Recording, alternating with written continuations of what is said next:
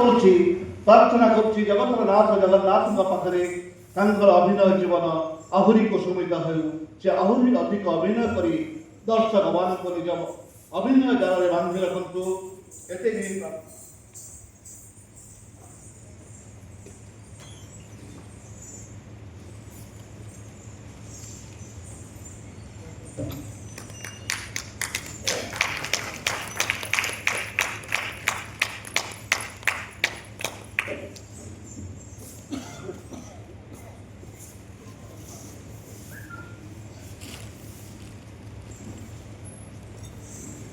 अनेक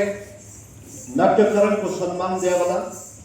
मंच नाटक को सम्मान दिगला, यात्रार नायक को सम्मान दिगला, रहीगले वर्तमान यात्रार खलनायक